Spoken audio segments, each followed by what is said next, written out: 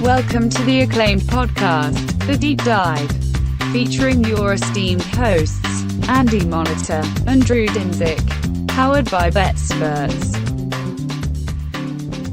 Welcome to The Deep Dive. This is going to be our new regular time slot. Monday and Wednesday, same time. Monday we'll recap, talk about adjustments, injuries that may matter, what we're following.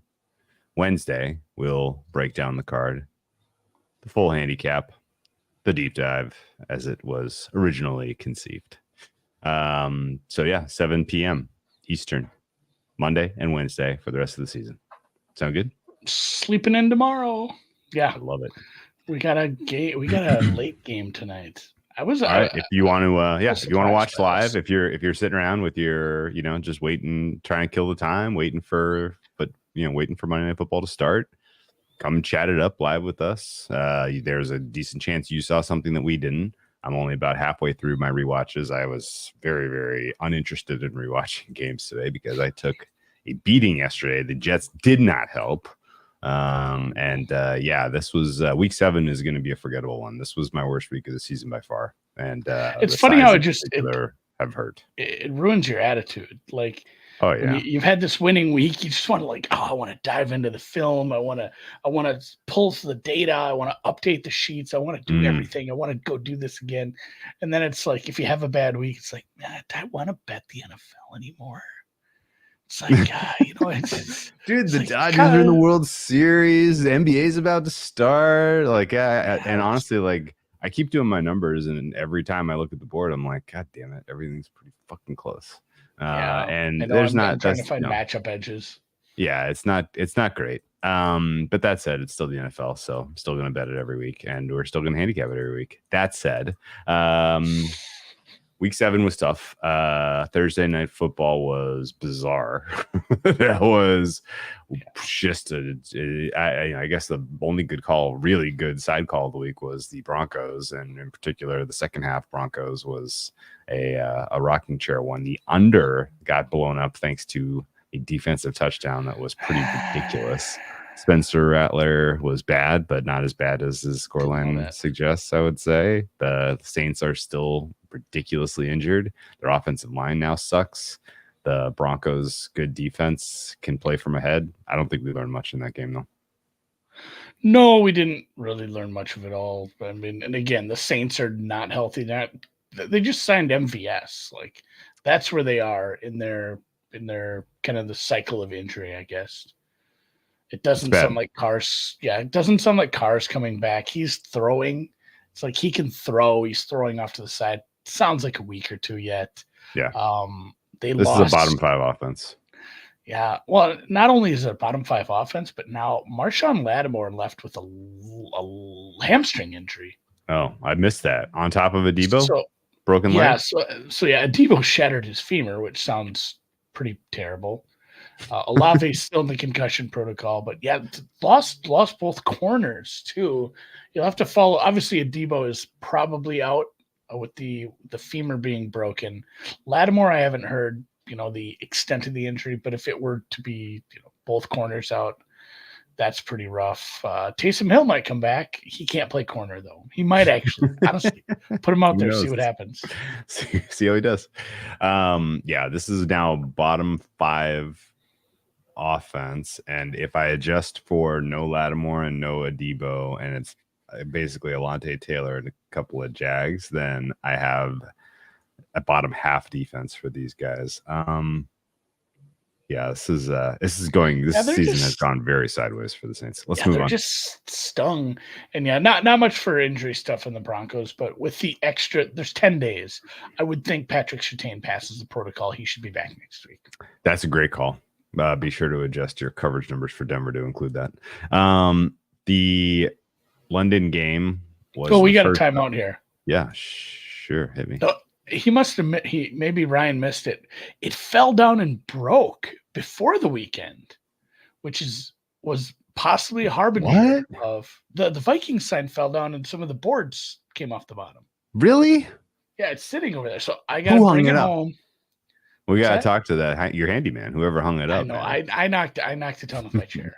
So okay. I'm gonna bring it home. I'm gonna put it back together in the wood shop. I'm gonna bring it back, but it just looks so dumb without something there. So yeah, we got Hemingway looking over my I was shoulder. going to say, and is that stuff. Hemingway? It kind of looks like Winston Churchill. I couldn't really tell who. It's Just- Hemingway on Life They magazine. would like put a lot of literature in a the entirety of The Old Man and the Sea is in that magazine. They're like, we're just gonna put a whole book in a magazine this week. Old Man It Sea was is a fun. snooze. It's not my Need some favorite one. nighttime reading. Yeah.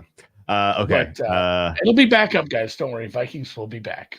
Let's move to the morning game where the Patriots could not cover a touchdown spread, even though they had a 10-0 lead.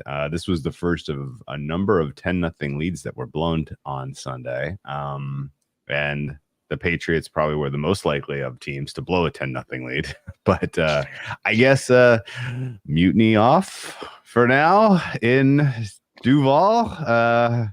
We're just coming back to America and everybody's all love and hugs, and we're playing for each other again. And now we're getting bet this week against the Packers. Like, this is I'm very on the fence about if the Jags are a true real deal buy low team or if that was the last gasp. What do you think? It's been a few weeks of better Trevor. Go look at Trevor's efficiency over the last few weeks. He's been better. A big part of that was just getting healthier and He's people not getting not unlucky dropping anymore. Also, the unluckiness and the people dropping balls. Like, he hasn't been horrible, and he's been getting better. They got their number one cornerback, and they got to play a bad team in a weird situational spot. Mm-hmm. I still didn't know about getting out to 7 with that team. Yeah, I would have liked Alex. I think Alex Van Pelt stinks, and I wrote this down today in the newsletter. I said the worst part about the Patriots is they're going to be bad next year, and there's no way around it because it felt like the way Kraft anointed this, and there was no other interviews. It said, we got our guy already. He's a head coach. Don't worry, we got a guy. And they brought in, that guy, and then he, hired Alex Van Pelt. It feels like those guys have, a little bit of job security just based on Kraft not wanting to, I don't know, just saving face. It feels like you can't have a one and done with Mayo. Clearly seems out of his depth. I mean, the mutiny button got passed. It got passed from Jacksonville to New England because he's like talking shit about his team after the game in the pressers. It's like a bad vibe in New England right now. it doesn't feel good at all. No. And it should be a good vibe because you've gotten your rookie quarterback out there. Yeah, he looks fine. Mistakes, yeah, he's fine. He looks better fine than a lot of the other guys that are taking snaps across the NFL right now. Yeah, it's crazy. It should be better vibes than this. And then as far as the Jags taking money, I'm not quite there. So Trevor Lawrence, you mentioned, did have a really nice game. The Patriots defense kind of stunk. And Trevor Lawrence, by the way, generated 14.8 total EPA. That is among his better games of the season in the last couple of years, really. Would you believe that was not the best quarterback total EPA generated on Sunday, Andy? Can you guess who actually had that's number 2? Can you guess who had the number 1 spot? Was it just Hurts running? Nope. Mariota. Yes. Marcus Mariota was your total EPA leader. His numbers were stupid big. Dumb game. What a dumb game. He had a total EPA of 15.2 generated against an absolutely useless Panthers team. Hurts was only 5.5 because he really didn't have to do much. This is just so dumb. When the best performing quarterback is Marcus Mariota on a given Sunday, you wonder what are we doing here? All right. Well, I think I honestly they did lose their left tackle as well. Cam Robinson concussion. I missed that. He was ruled out with a concussion. People have come back from a concussion on a normal length week. I don't know how that works when you have to do an international flight. They don't love putting you on an airplane when you have a concussion. So I wonder if I've tried to dig in, didn't find anything on that. If he had to hang back. Let's assume he's probably not going. Yeah, I don't know what the deal is with that. If you're super allowed to be on a plane at that point, and the Patriots lost another offensive lineman, their guard, Layden Robinson. City So took over, which is just keep cycling those guys through. Robinson was one of their better guards, or one of their better O linemen, period. So that's not good. I am still very much inclined to think about what to do with the Jaguars, and we'll talk about Wednesday because they're in a decent spot to get a win against the Packers team that's probably coming off a local high. 2 big wins against big time opponents. Now a road favorite out of conference is that's a typical low spot for a team. And the defense I still am not entirely believing in. So if they beat the Packers, all of a sudden they're maybe alive for the AFC South, even though they've got 5 losses banked. So kind of put that in the back of your brain for talking over on Wednesday. If there's a bet to be made on the Jaguars South, because their number is 22-1. And I think there is a lot of flashing warnings of fraud all around the Texans every which way you can see it. So you're kind of both sides of your mouth with that, though. It's tough. Like, are the Packers bad? Or are the Packers not that good? When we're calling the Texans frauds, it's tough.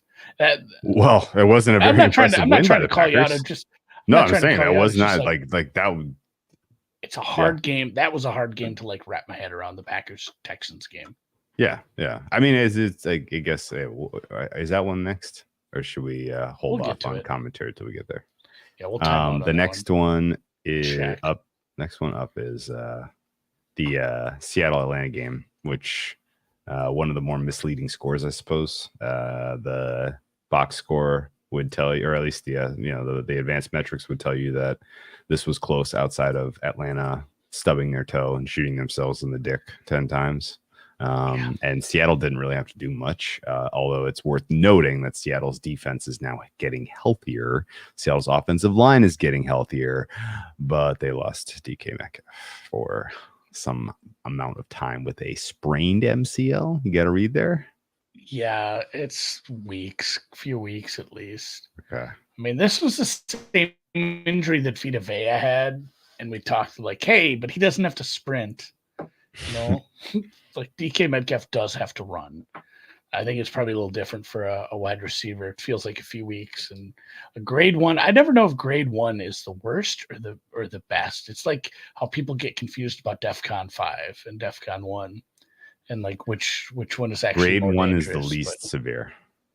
Okay, so maybe just a week or two, but yeah, that sucks. He could not walk. Like, he wasn't in so much pain, but he couldn't walk off. They had to go get the cart for him. That was like a fuck.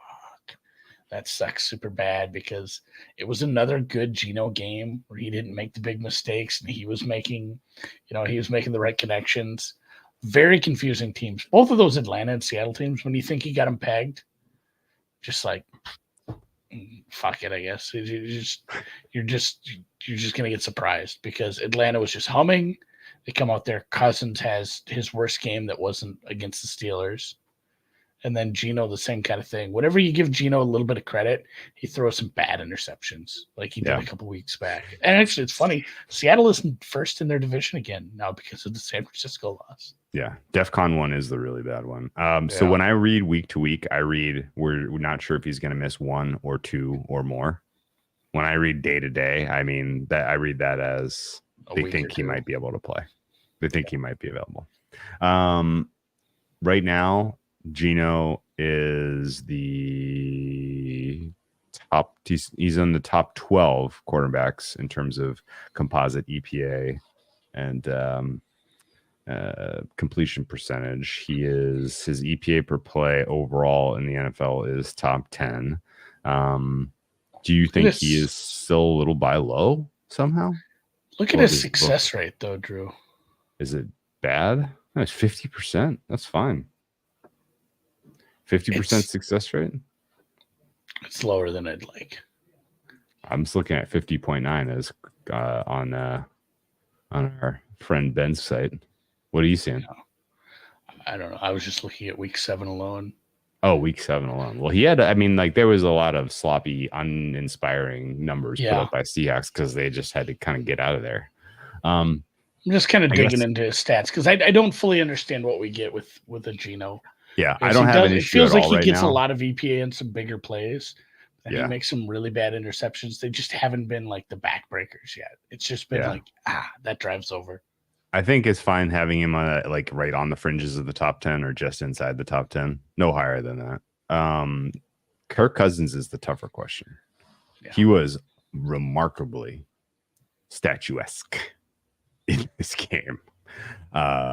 He seems not well in terms of mobility. We expected that, but I thought maybe he was coming out of that a bit, considering how high quality his play was against the likes of the Saints and the Bucks.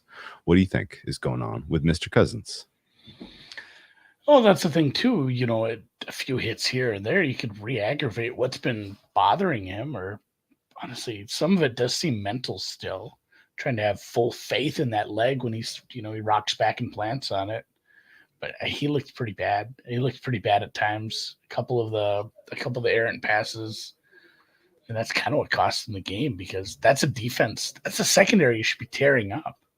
And that, I guess, that was one of the more surprising final scores. And I know it probably was a little closer than the score let on, but I was really surprised that Atlanta wasn't, at least in a back and forth game. The fact that they were just trailing the entire time.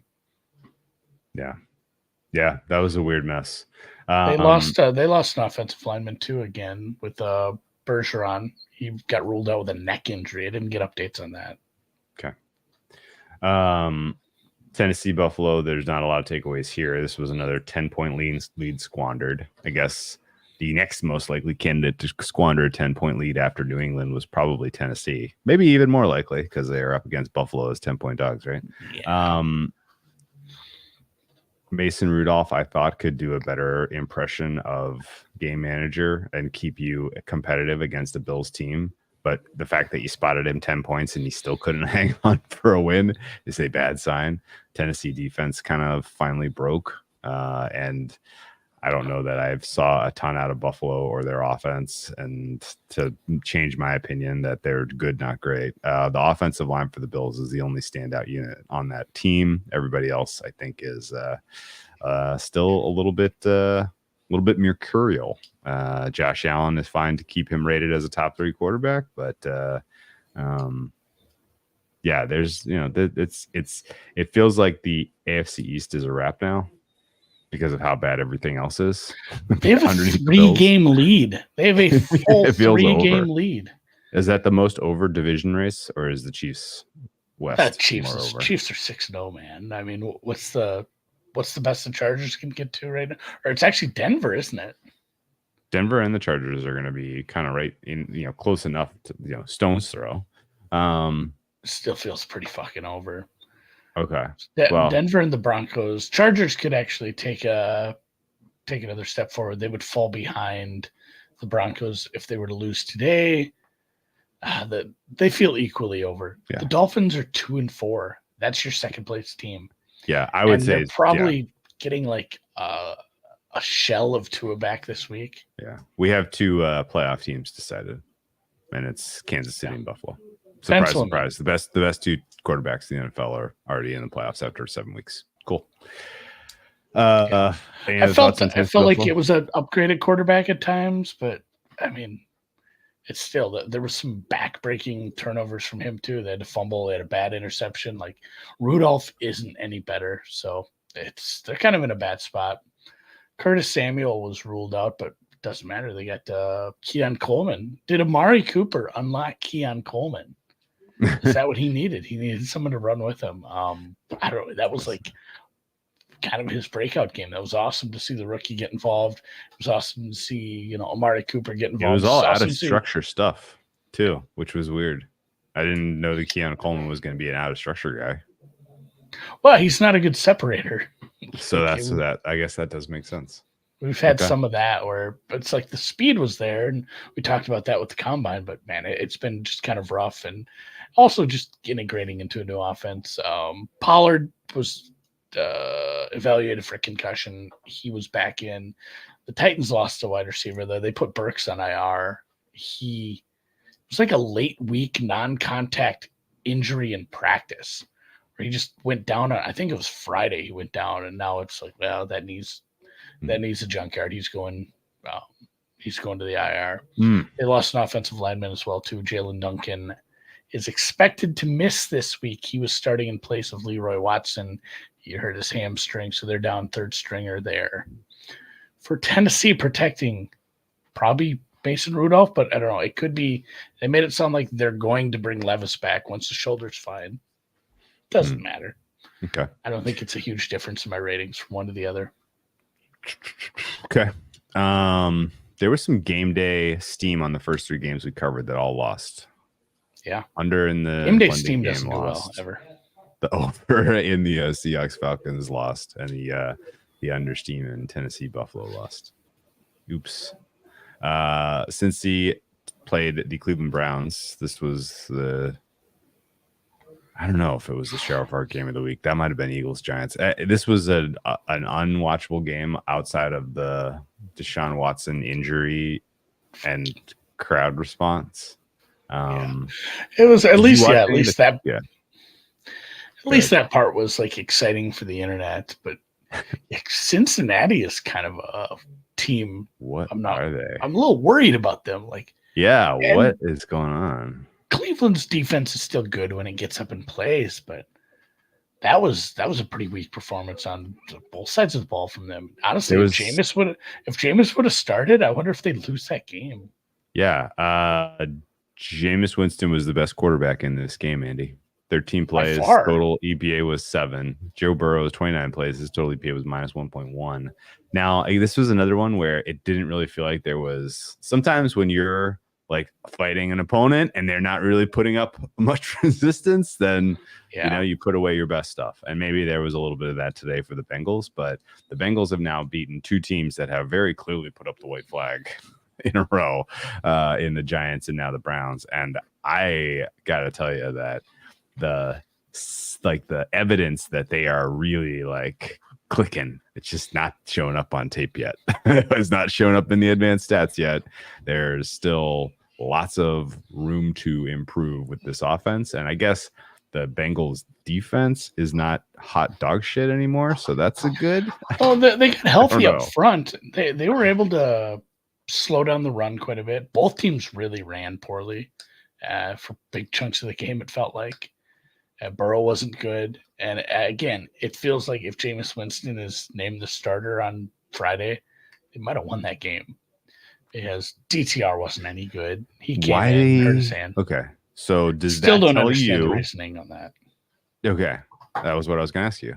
Does it tell you that the Browns are trying to lose? Are the Browns trying to lose, Andy?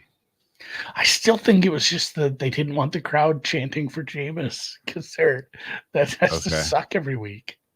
But do you think they were doing that because they didn't want to, like, they wanted to keep pressing the Deshaun Watson button until he got hurt, and now he's hurt? I don't know. That's a risky button because there's no guarantee he gets hurt. It wasn't even a contact injury, you know?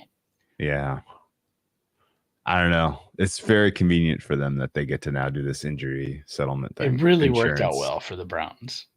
Yeah. All things considered, that's the shittiest part of this. Yeah, they deserved none of the breaks at all. No. Well, I think people are probably going to get fired, right? Well, yeah, but like as a franchise. Yeah, right. Okay. All right. Well, yeah, kickoff return to start it, and then it was very, very, very, very slow from there. Yes. Cleveland is one of 3 teams that I think needs to reframe their objectives for the season and keep guys like Myles Garrett healthy for next year. And we're on a different team. Yeah. I put Cleveland and Las Vegas clearly in that conversation, and you can make a case that the Giants also should consider that. That said, I'm probably going to bet the Giants again this week. Did you see that number was 6.5 against the goddamn Steelers? Yeah. What the hell? DTR might be back. This will be the tell. If he can play and they start him over Winston, that'll be the tell, obviously. X-rays were negative, but they're they did MRI. So I don't know if he fucked up a tendon in his finger or whatever happened there. Watson, it was his Achilles tendon, they're saying, and it is snapped, and he is out for the season. And you know what the worst injury was? The Geno Stone one. Yeah. They take him off in an air cast. It looks like his leg is shattered. They come back like real bad contusion. Miss a week or two. That one was super surprising. That looked like the worst injury of the damn day. And it turns out, he just really bad bruise. He'll be back. It's fine. Orlando Brown will be questionable. He screwed up his knee, didn't return. That matters. Bengals. That matters. Yeah. He's been playing well. Bengals get the Eagles, and they're 3-point favorites. And I don't see it, but we'll get there. What was your take on Houston? Finally, we're here. I don't know what the right side was ultimately. It felt like it was the right side. You think? Yeah, I mean, just you can't have 3 turnovers, but like that's who they are. I don't think they're 3 turnovers like that. That was just a bad love game, but in every other aspect of the game, they were winning. Like those turnovers, they weren't just bad turnovers; they were bad turnovers. You think Green Bay was the right side at 2.5 or 3? Probably either. I think they probably should have won by about 5 to 7. Because I mean, it was a bad Houston game. I don't know. That was a bad Houston game. The muff punt really kind of made that one different, I guess. You know what the right side was the over. Yeah, absolutely. God damn it. What did you make of? And by the way, there was somebody that kept their thumb on that total all freaking week, betting it down. 48 under, and it comes in under. And I don't think that was right, but whatever. Who cares? The coaching staff for the Houston Texans gets an F for this game. I guess maybe a D-. The preparation for the defensive scheme I thought was fine, considering they lost some players at the second level and the third level for their defense. Defense played a fine game. Yeah, they were down like 5 guys on defense. The offense was just putrid. Nothing, concepts, vision, sequencing. So predictable. It was laugh out loud. And this was a defense that's not strong enough to make you, play them left-handed and make you beat them with their more, with your off-speed stuff. You can beat this defense if you just line up and call a better game, I think. And I thought they were going to get away with it but then they managed the final possession just phenomenally poorly. I watched this again today. In the moment, I was like, man, these guys are bottling it. They're really going to give the ball back to Green Bay and hope that their defense can keep them from gaining 20 yards. Like, this is not good. And they were dumb. They were dumb. It was predictable stuff. It didn't make sense conceptually. When they finally threw on third down, they threw at the boundary, which means if you do get a completion there, guys going out of bounds and stopping the clock anyway, and it's short of the sticks. So what? Why was that the plan? CJ Stroud had his worst game as a pro, from what I can tell you. He had 86 yards, and people have been panning the end of the game for the Raiders, which was probably the right choice after the penalty. Sure. Plus, the Raiders don't want to win. Yeah. Also, the Raiders don't want to win, but like people want to dog on that. Like there was at least 3 coaching decisions late in games that were worse than that. This being one of them. That whole drive. Honestly, anything Miami did late, they just kept like, let's just keep running the shittiest plays possible on our short yardage downs and lose this game because they want to win games, but. This was pretty rough. It just felt like, oh man, Green Bay's at least going to get a shot at this. And yeah, I don't know. This is a tough look for the Houston offense that we thought was going to be really, really good. It was like, hey, Mixon ran well, but this is a Green Bay defense that hadn't been able to get pressure, and they got 4 sacks. They got a bunch of pressures. And the pressures were A just lot of nonstop. pressures. Just nonstop. CJ Stroud, I thought, played a fine game in terms of avoiding the sacks. He only got sacked 4 times. Should have been more. And like this was a bad bellwether for your offensive line. Like the Green Bay Packers, have they gotten pressure on anyone all year? Oh, they went through the Arizona game without getting a sack. Yeah. And they were leading that game through big portions. Like it was all passing downs. Yeah. So basically you went up against a team that can't do what they made it look easy against you, which should be a double signal, I suppose. But yeah, the fact that the offensive line is broken is crazy because they're healthy this year. You remember every freaking week we were like, how is this not mattering? Like they're down to the practice squad guy from another team that they're bringing in to start at center. You know, like, or the left tackle is a guy who's made one career snap at the college level playing tackle. How is this happening?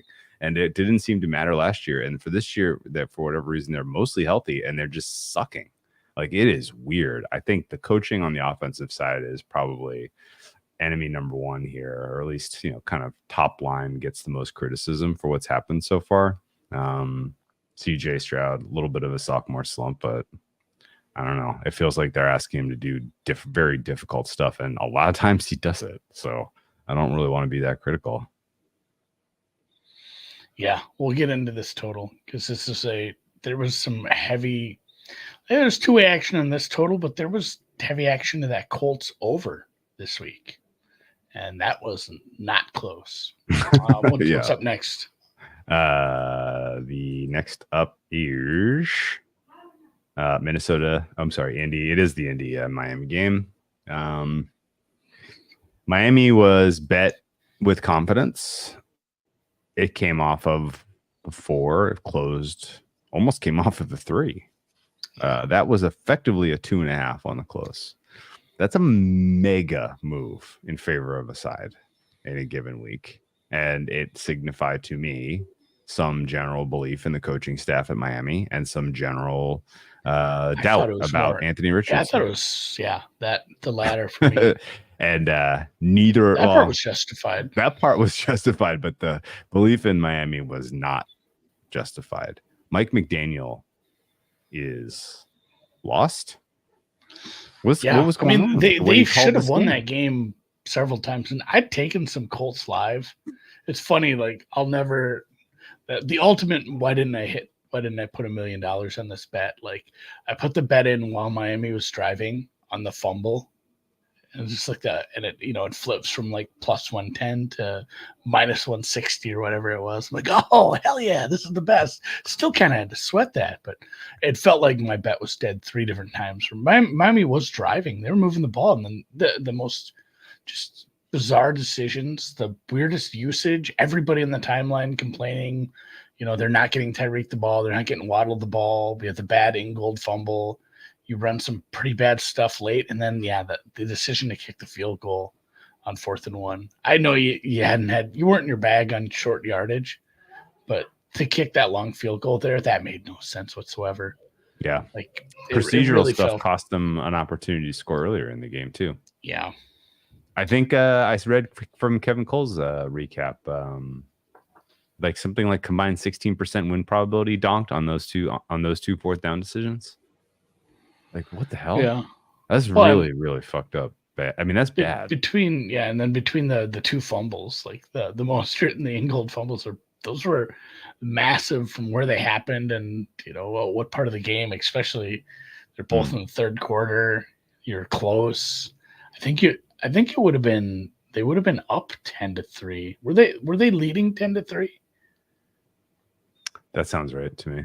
Or were they down? I'd have to go. I really didn't. I tried not to pay as much attention to this game as I do want to watch back some of it. But Miami at one point had Tim Boyle's Miami at one point was up 7-0, and they had a 1st and 10 on the Indianapolis 21 driving into halftime.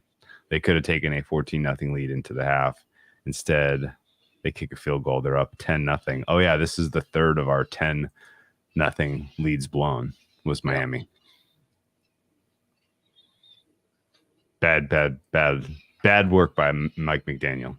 very disappointed in the way his season is unraveling.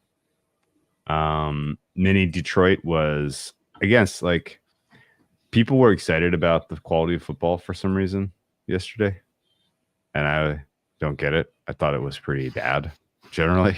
The I think Minnesota for the, Detroit game was the exception. expectations we had, there were so many turnovers. I mean, just even in the big games between Mahomes and Purdy, there was a shitload of interceptions.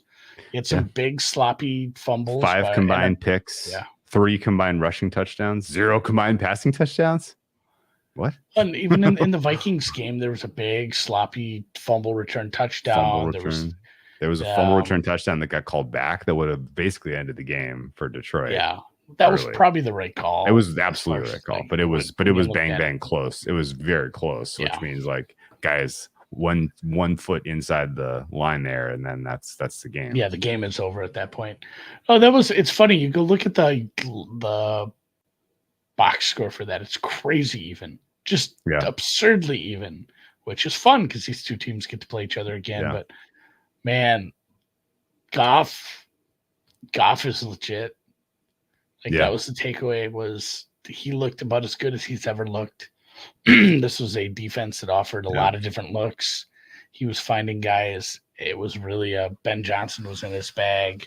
Oh my God. Even giving 3 up weeks the early, they were down. You know what? They were down 10-0.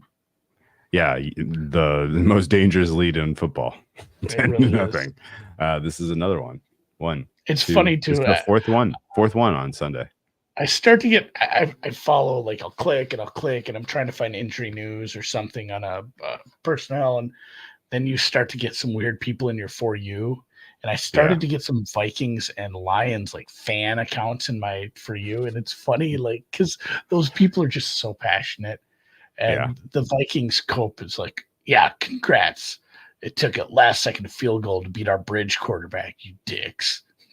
It's funny because it's the ultimate in copium, but it did make me take a step back and be like, it is kind of crazy that, like, they're still doing this. The margin's very small. The margin's very small between these two teams, and Sam Darnold is one of the quarterbacks. It is crazy that, I mean, even Jared Goff, if you go back to like pre him getting a coach in LA, he was hammered dog shit to start his career. Awful. Yes. And he's looked a lot better. The Jeff Fisher era, Jared Goff was one of the worst quarterback experiences I've ever had in my life. I would have taken Clayton Tune over that. All right.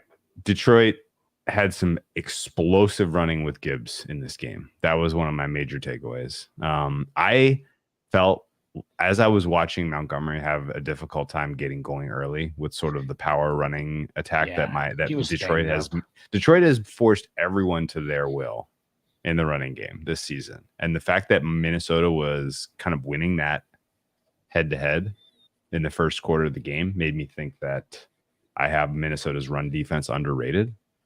And then Gibbs comes and breaks off a couple of explosive ones. His touchdown run, maybe my favorite run of the season.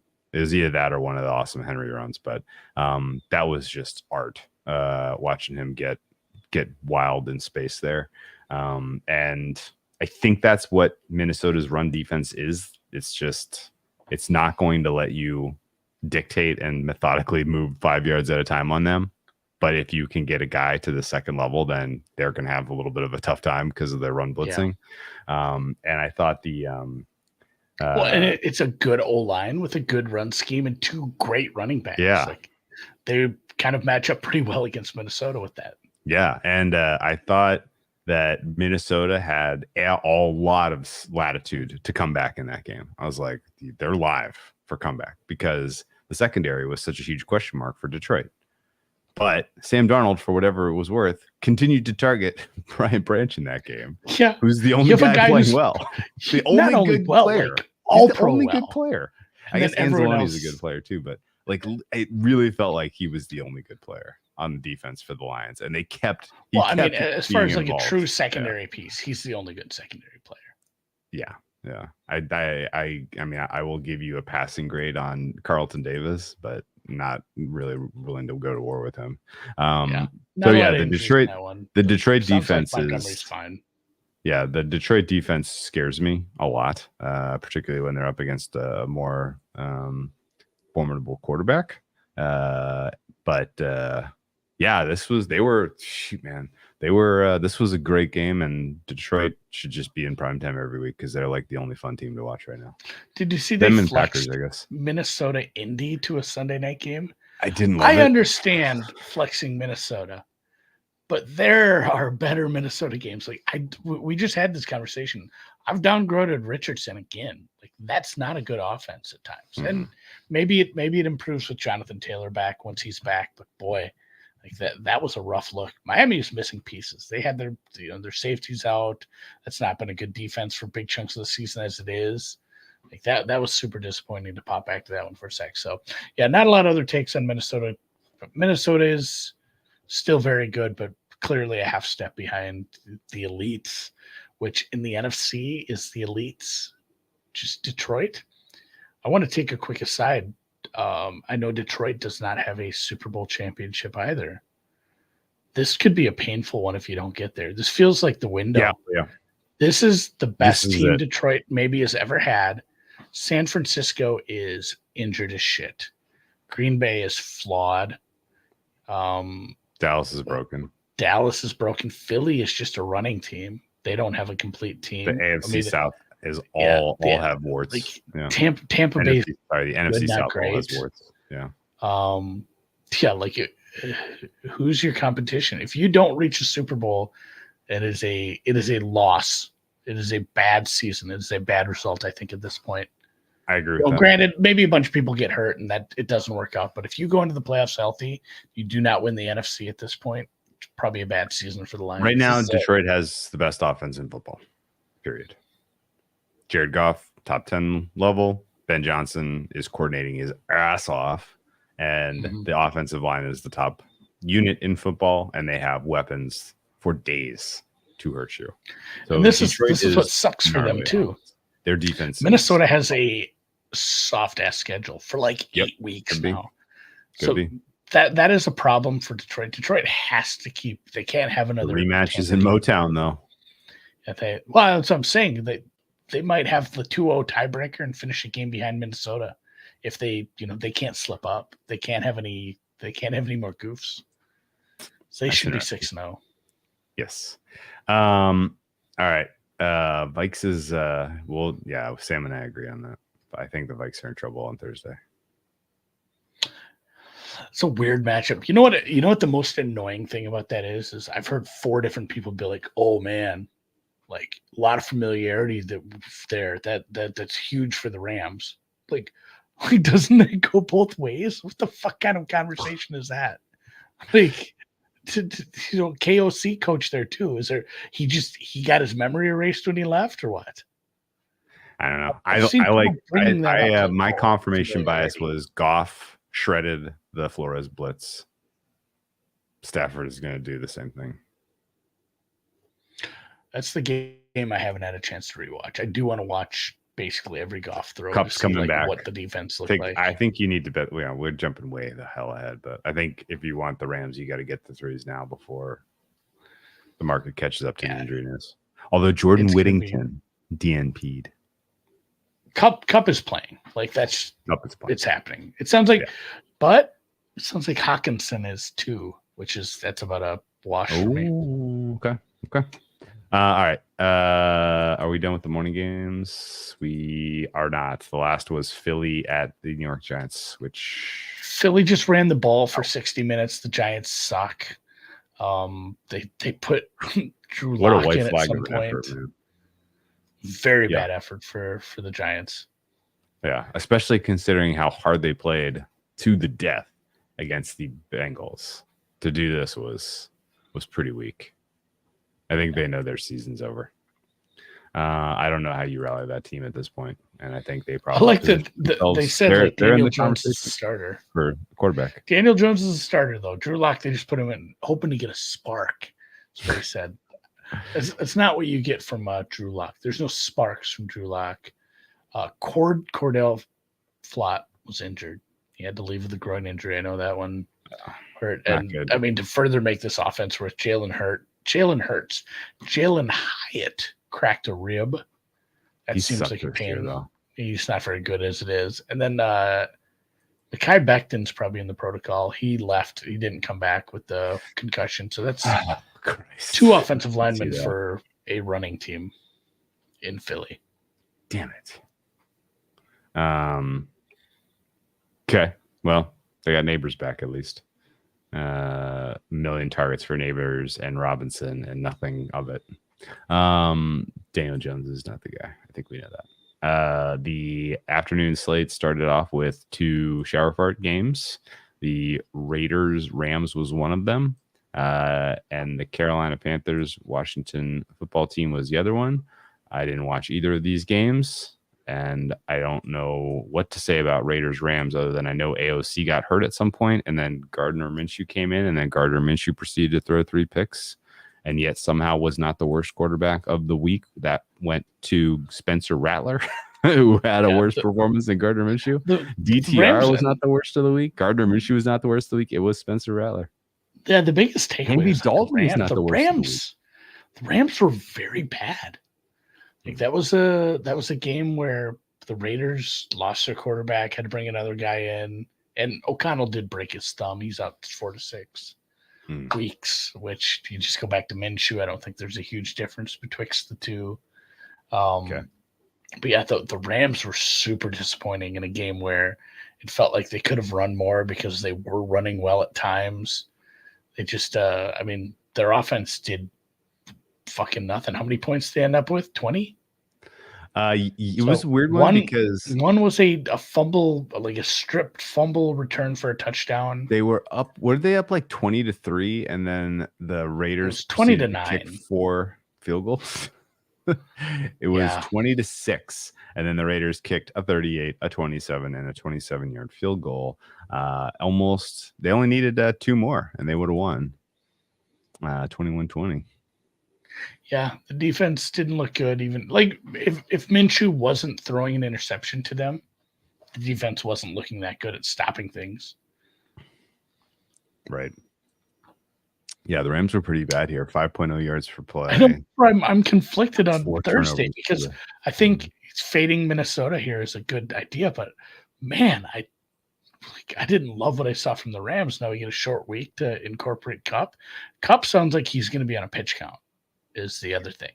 Yeah, I agree with Sam. I think the Rams are a sneaky challenge to the Lions. I'm excited for that matchup in the playoffs because I think the Rams are still going to find their way in somehow. I don't know how. They've lost a lot of games, I know, but everybody in the NFC that is the problem. The problem is they've lost a lot of games. They've only lost 4, I guess. Yeah, the solution is that a lot of teams have. Yeah, right. They're not in the NFC North, so things will be all right. The other shower fart, and the biggest injury of this there was Aiden O'Connell losing the ability to keep 2 of his bones together inside of his thumb.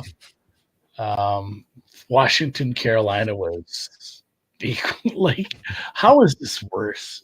This was such a fucking terrible game, and people made the call like maybe we should just put if it's going to be this bad, put Rice back in.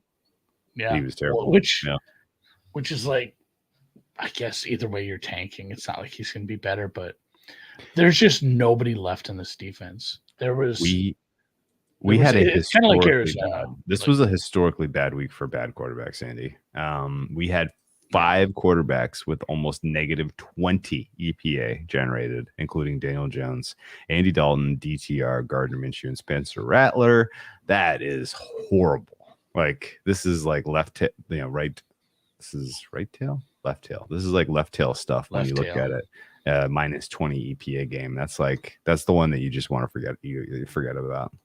5. They were, the Carolina like my numbers say again this week. Jumping ahead because I'm going to, and I don't care. But my numbers are saying, hey, this Carolina number, Andy, we're serious with this? Is it going to be this many points? Because it's out to 8. It's getting bet. And I hate to jump ahead, but it has to be talked about. Bo Nix laying 8 points. And raw numbers are going to say that is a terrible price. And even with Carolina being, 5 to 6 points worse than a neutral team on a neutral, that you should be betting them.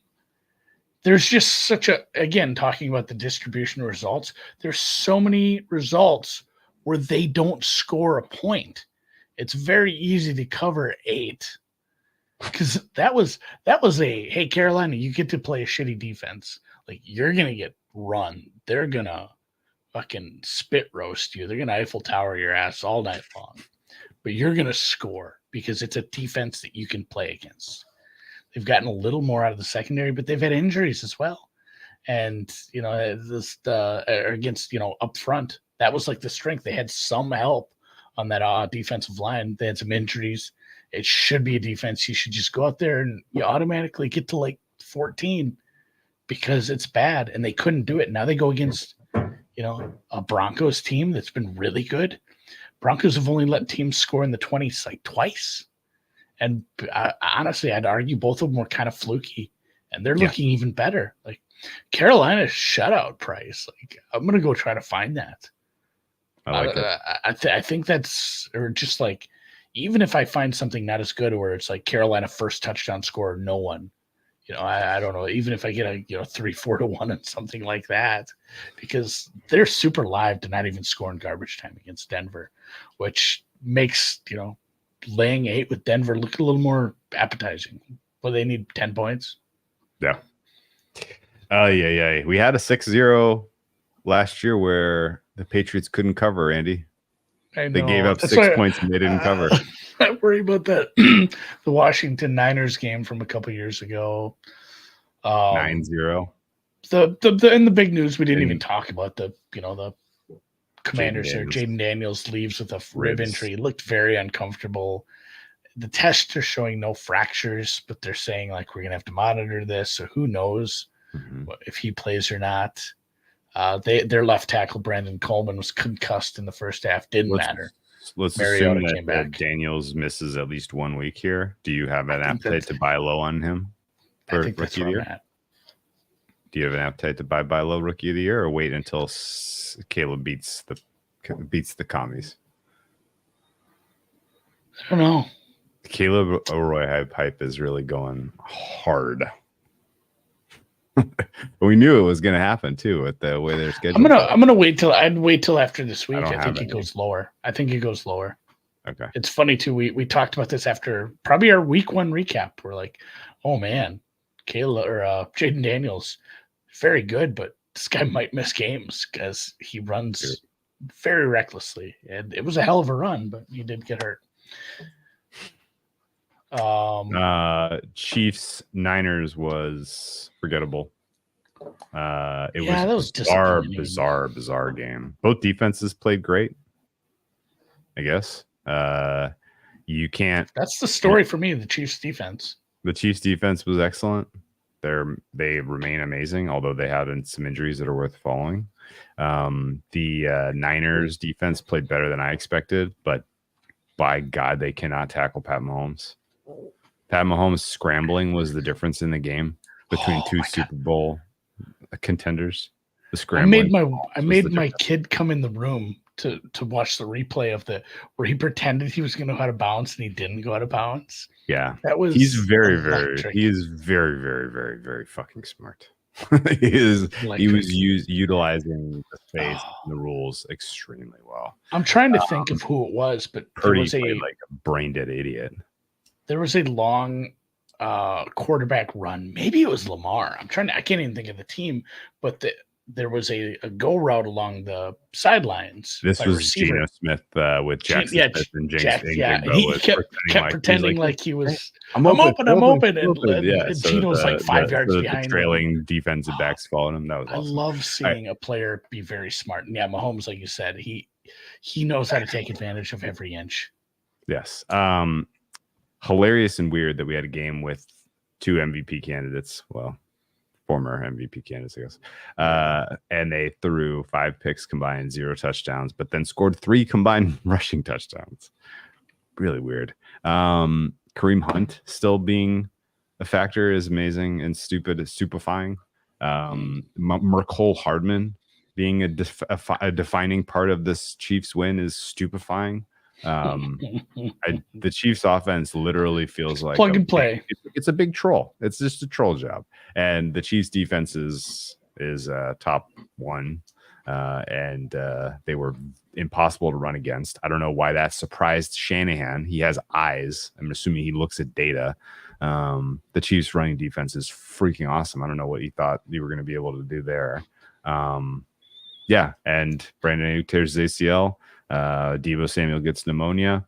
Juwan Jennings like still in the hospital, man. Yeah, no, it doesn't sound like he's going to have a likely return immediately at all. CMC, they're saying maybe week 10. That doesn't sound all that hopeful. Trent Williams threw a punch in this game. I'm eyes open. I haven't heard anything on that. Suspended. Sometimes when you throw punches, they just fine you and move on. And sometimes they suspend you. And I think the correlation is how late in the game did it happen, right? Yeah. Like if it happens at the very tail end of the game when it doesn't really matter, I don't think they treat the ejection as a huge punishment. And so they suspend you. I don't really know, though. I like that theory. It felt like it wasn't one of those where they're just in each other's faces and one guy hits him. Yeah, I mean, it was he got up to the ground and he was ready to crack him. Like it was a full cock back and swing. Like it was a hard swing. It feels 50-50 that he does miss a game. And yeah, even if Deebo is released from the hospital on like Tuesday, man, your lungs are messed up after that. I don't know. He's a tough dude, but I could see him missing. Obviously, Ayuk done for the season. Jennings might be back, but yeah, it's crazy what this Chiefs run defense is doing right now. Mason was banged up, but I mean, he wasn't really getting a lot. He had one nice run essentially. Yeah. Niners season all of a sudden looks like it's on life support. Yeah, they're back into second place and they need to get people healthy. And some of it's not. I did enjoy. Ayuk is not going to happen. My other Mahomes play I enjoyed was the touchdown scramble. He put Mustafa on his ass. Yeah, he did. Like, he did. That's crazy how hard he hit him and just like dropped him. It didn't seem to phase him at all, which is surprising. Mustafa's not tiny. No. Yeah, through all things are possible through Pat. Yep. The Jets lost to Russell Wilson, who was well and truly washed for the first half. I did not watch the fourth quarter. I was so upset with that game. That game sucked out loud. The Jets they're trying to ruin my season. Yeah. Like they're literally, I feel like they are trying to make it ruined, which is funny because like I was never a Hackett or an Aaron Rodgers guy. I never really had any interest in being a Jets supporter this year, but I came into this year with them rated too high on defense, and that has led me down some terrible bets with this team. And I don't think they necessarily deserve to lose by, what did they lose by, 22? But I do think that the all is not well. I don't know what the move is from here. Yeah, that's absolutely. They lost 24-0. 24-0. 24-0. Yeah. Yep. Andy just ejected himself. He was so upset about making a bet on the Jets there, I suppose. I'll wait for him to come back. You get so worked up you ejected yourself? I ejected myself. Not impressed with anything the Jets did. Breece Hall's good again, but yeah, it just seems really inconsistent for Aaron. He's not healthy. He's not going to get healthy at his age unless he cheats and figures out how to get to Europe on like a bye week and takes their bye week's late, I think. Yeah, takes them. They do have like a week 12 bye week. Take some banned substances. I don't know, because he's not 100% right. And I don't think Devontae fixes everything. A 31-year-old wide receiver didn't fix everything. Weird, because their defense is not as good as they thought. And to be fair, every bounce was going the Steelers' way in that second half. So, the voodoo. I don't recall. I don't recall. That's why I gave up on the game. I don't recall voodoo that strong in weeks. The Mike Tomlin Coach of the Year campaign somehow has not taken off, even though they continue to do this crazy shit. Everybody and their mother who had an opinion said this is a dumb idea to start Russell Wilson, and it looked dumb for half of a game, and it didn't matter. He was able to victory lap that shit. He victory lapped it, and honestly, like, fuck the Jets. Like, Russell Wilson was throwing up underthrown dead ducks, and you couldn't do anything about it with your vaunted pass defense and all these amazing cover corners against that weak ass wide receiver group. Like, George Pickens made a couple of the most absolutely banana land catches you'll ever see in that game, but the fact that they couldn't do a better job of pass defense on Russ was just that was an abortion. Everybody in the Jets should be ashamed of themselves, and that's what this is the state of the franchise right now. And I don't know. Yeah, that pass rush is it's inconsistent. Yeah, they're getting some sacks, but they're not having pressures in the right spots. Reddick's coming back. Yeah, Reddick. I don't know if that matters. Like, dude, is he in shape? Has he been like working out? It's been 6 weeks. It sounds kind of like he's going crazy. Like, his team couldn't get in touch with him and stuff. Like, I'm not. Yeah, like his agent dropped him at one point. Yeah, he had to hire a new agent. So I don't know if that fixes the pass rush. The pass rush has some nice numbers at the surface, but for a guy like Russell Wilson, who wasn't being terribly mobile at times, he should have been putting on his ass a lot more. And yeah, that was a big disappointing part about what we saw from that defense, I guess. The TJ Watt was very quiet in this game and yet shortened as your favorite for DPOY. Okay, I give up. I'm obviously going to lose money on that market this year. The Jets have the Patriots as 7-point favorites on the road, and then the Texans on a short week on Thursday Night Football. The Texans would be their 6th loss, and they would be at 3-6, presumably, assuming they beat the Patriots.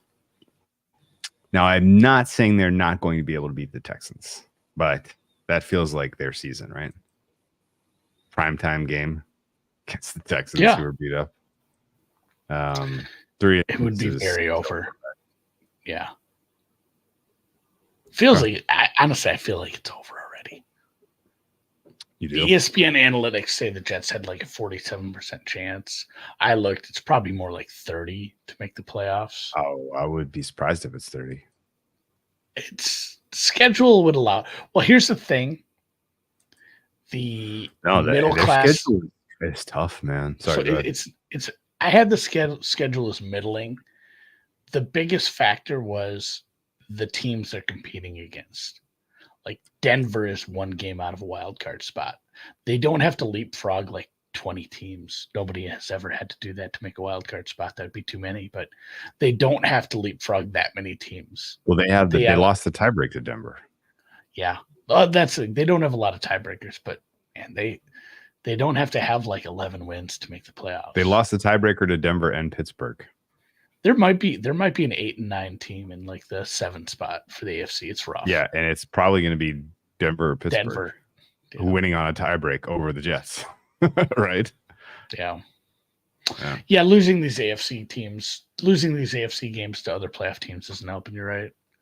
Yeah, the NFC wildcard race is crazy. It's basically all the NFC North teams. It's the NFC. And like, will Seattle or San Francisco get in over the Bears? I love it. All right. The openers, all I bet so far is Rams +3. I said already why. I think Cooper Kupp is going to get rolled in. That's going to move. I think that in general, Stafford and McVay can put a hurting on the Flores blitz heavy scheme. And I think the Rams defense might be a hair underrated. These young players. I have them rated higher than the market, the Rams defense. I'm there too, but I make this number right on 3. I'm fine with that. My biggest discrepancy I already talked over. Yeah, we'll get into more on Wednesday, but my biggest discrepancy on the openers was the Carolina Denver number. Like I said, not excited to jump at that. Same kind of thing with Vegas. What was your number? like 5. Oh yeah, I'm at 6.8 there.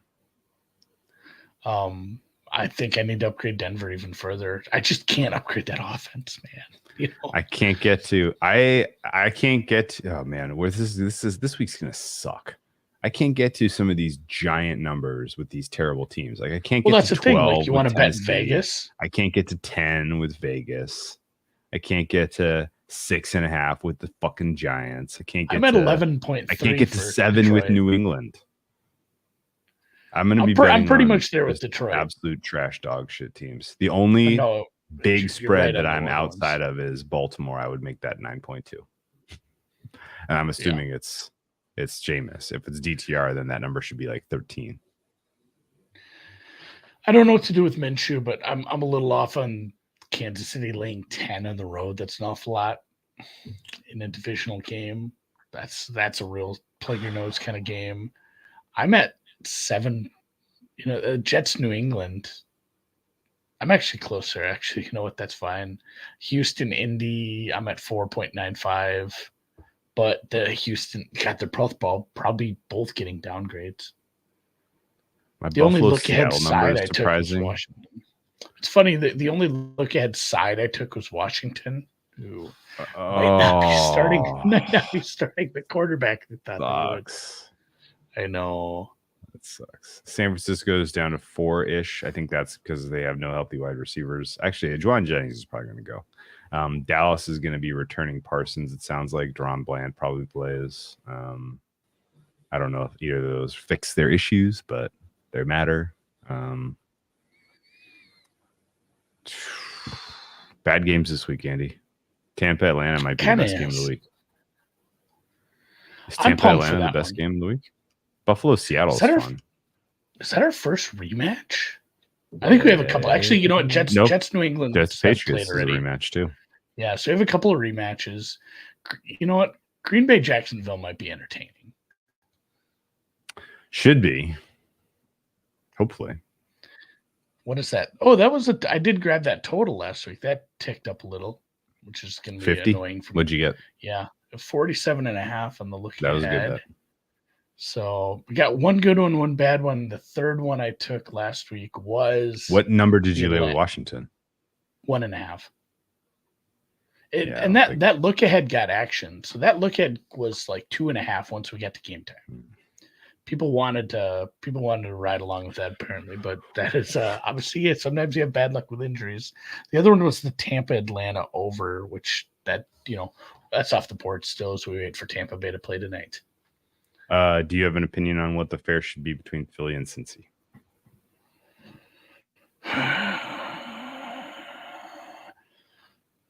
I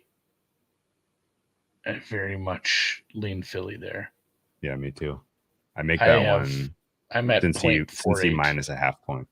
Yeah, I'm not quite there. I make Cincy 0.48 a favorite. So a little off your number. 0.6 versus 0.48. 0.02. Yeah, so I'd probably take Philly on the road on the money line there. I know that we have had better luck with, stopping the run up front with some pieces coming back from Cincy, and we have some offensive line injuries for Philly, but it just feels like Saquon is inevitable if they're going to force feed him. And, Hurts stinks a little, but he's very effective when he's scrambling as well. They're just kind of a really shitty Baltimore. Extra rest for Denver and New Orleans. Dallas and Chicago are your teams coming off by. They'll be on the road. Yeah. Road travel advantage, New York Jets. I always love when that happens. It's so rare, but so cool. The Jets are New England on the Patriots who are coming back from London. Huge. That's the other reason. Huge. Be good. That's the other reason I'm a little sketched out. I see a lot of people wanting to back Jacksonville in this spot. Yeah. We've only had this one other time, but that's a weird spot too. After spending, like 12 days over in London, then coming back and going against the time zones, working your way backwards. I don't know what we're going to get there. East to west is easier than west to east, though. Period. It's easier on the body. Yeah. So they may be fine. And they were amazing last year going up against Indy when they got back to home. So they just absolutely curb stomped the Colts. Although that was mostly because Gardner Minshew was trying to. I was going to say, I think that was he had like 15. He had like 15 turnover-worthy plays in that game. I'm not even kidding you. But so far, the Jaguars are 2-0 in the. We stayed in London an extra week. 2-0 straight up. 2-0 against the spread. It's a good spot, especially for a team that needed to get only faded it once. Arizona is in the worst travel spot of the week. Going at Miami, playing early. That's terrible. Minnesota's in a bad travel spot this week, going at the Rams. Rams have been home for a while. KC, well, especially Arizona, not only traveling cross country, but doing it off a short week with Monday Night Football tonight. Yeah, right. It's bad. Okay, well, let's keep our thoughts for Wednesday on the rest of the cards. Let's watch some games. I'm going to watch... I don't even know which games first. I got to do my homework this week is to soul search about these dog shit teams and whether or not to take the points with them this week. Can you... What did you make the Kansas City number real quick before you go? 7.2. It's 10. 7.2. I know. It's huge. It feels like the same thing I said with Carolina. What if they just don't score? Which they might not, because their rushing attack is horrible anyway. And now they're going up against all universe. So yeah. That could be 40-7 like the Commanders game. I wouldn't be shocked. I might please both those games. Play them both at -7. We're gonna go Denver -17, Kansas City -17 parlay. I feel like I have to with the unders. You could alt under parlay too. Uncorrelated with the unders. Just sick ones. 2 shutouts. All right. Let's call it. And I'll check you at halftime. Look at us landing right at kickoff. Well done. Boom. You